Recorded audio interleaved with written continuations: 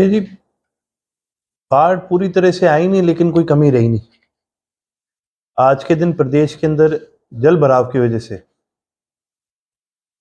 कम से कम आधे ऐसे जिले हो चुके हैं जहां पर 50% से ज्यादा नुकसान हो चुका है। कोई जिला बचा नहीं है जहां पर कहीं ना कहीं थोड़ा बहुत नुकसान ना हुआ। और जब सरकार से मुआवजे के बारे में पूछा गया तो हमने एक बड़ा सीधा सीधा सवाल करा सरकार से कि आप बस इतना बता दो कि भी मुआवजा कितना दोगे और कब दोगे। सरकार ने बड़ी बड़ी बातें करी ई क्षतिपूर्ति के बारे में और चीजों के बारे में, लेकिन हमारा बस इतना ही सवाल है कि भी कितना दोगे और कब दोगे। और इसके ऊपर कहीं पर भी सरकार का अभी तक जवाब नहीं आया। जब प्रधानमंत्री जी की रैली करी जाती है यमुनानगर के अंदर, तो उस समय जिन किसानों की फसलें काटी गई थी जगह बनाने के लिए, उनको प्रति किला 50,000 रुपए दिए गए। तो भी सरकारी कार्यक्रम, सरकारी फंक्शन के लिए आप 50,000 रुपए प्रति किला देने के लिए तैयार हो। जिस किसान का जल भराव की वजह से, बारिश की वजह से और सरकार की नाकामी की वजह से जिस किसान का नुकसान हुआ, उसकी भरपाई कौन करेगा? उसकी भरपाई सरकार को करनी चाहिए। ठीक है जी, हमें बहुत गर्व है इस बात पे कि हमारा जो कार्यकर्ता है आपदा के समय में वो सभी पार्टी लाइनों के ऊपर से उठ करके समाज सेवा में जुड़ जाता है। हमारे कार्यकर्ता साथियों ने लगातार गांव के अंदर जहां पर भी कहीं पर बांध पर नुकसान हुआ है वहां पर पहुंचने का काम करा है, मदद करने का काम करा है। और पंजाब के अंदर जो बाढ़ग्रस्त इलाके हैं वहां पर सामग्री और राशन पहुंचाने का काम करा है। उनके लिए पानी, उनके लिए खाने की सामग्रियां, सामान, ये सब पहुंचाने का काम करा। और बड़ी खुशी की बात है, इसके अंदर एक बड़ी भूमिका जो है वो हमारी जो छात्र संगठन है ISO, उसकी एक बड़ी भूमिका है। उन्होंने बहुत मेहनत करने का काम करा है। देखिए जी, ऐसे समय पे मौके पर जितनी मदद हो सके वो तो एक चलता प्रयास है, लेकिन एक बड़ी बात यह है कि भी ये लगातार हर साल होता रहा है। पहले कभी हमने सुना था कि भी जल भराव के कारण से 10 साल पहले कभी नुकसान हुआ था, फिर 2023 में हुआ और फिर 2025 में ही दोबारा हो रहा है। इस प्रकार के जो हादसे हैं, इस प्रकार के जो नुकसान है, ये लगातार बढ़ते जा रहे हैं। और इसका असली समाधान तभी होगा जब सरकार इन सभी चीजों पर ध्यान देने का काम करेगी।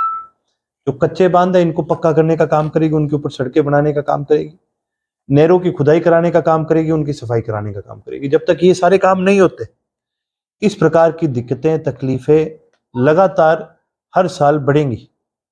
सिरसा के अंदर जल भराव हो रखा है, शहर के अंदर हो रखा है, वो पानी कहाँ जाए? सारे नाले, सारी नहरें सब भरे पड़े हैं। जब तक इनकी अच्छी तरह से खुदाई, सफाई, इनकी मेंटेनेंस नहीं होगी, तब तक ये दिक्कत बढ़ती रहेगी। मैं तो आपके माध्यम से उनको कहना चाहूंगा, एक बार आप चला के दिखा दो अपने मोबाइल पर। चलती ही नहीं है ये पोर्टल आधे से ज्यादा टाइम। और कितने ऐसे गांव हैं जो जल भराव के कारण जिनमें नुकसान हो गया, जो बाढ़ग्रस्त है, उनके नाम ही नहीं है पोर्टल के ऊपर। फिर फायदा क्या है इस पोर्टल का?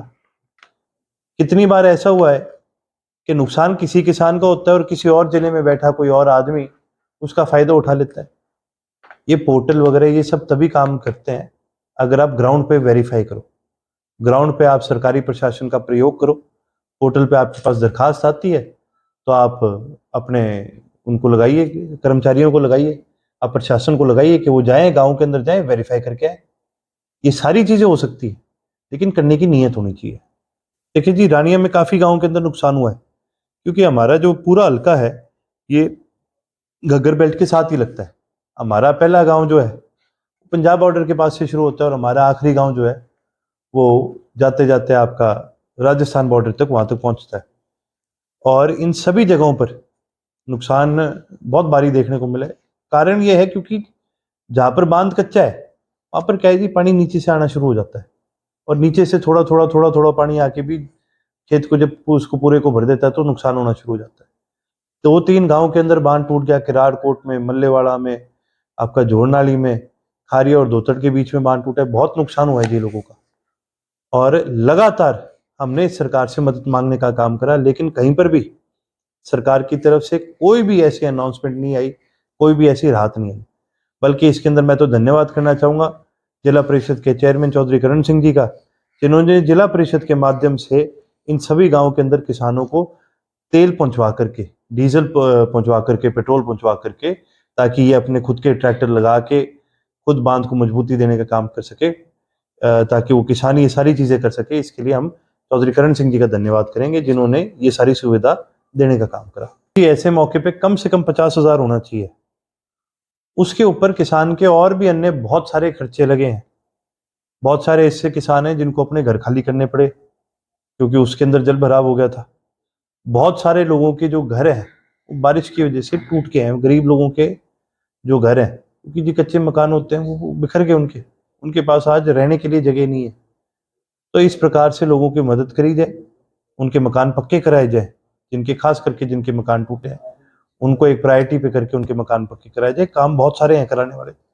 अब मुख्यमंत्री साहब बार बार कह रहे हैं भाई बहुत है खजाने में पैसा, तो मैं भी आपके माध्यम से कहूंगा भाई बरसा दो, फिर दो, लोगों तक पहुंचाने का काम करो, लोग आपका धन्यवाद करेंगे।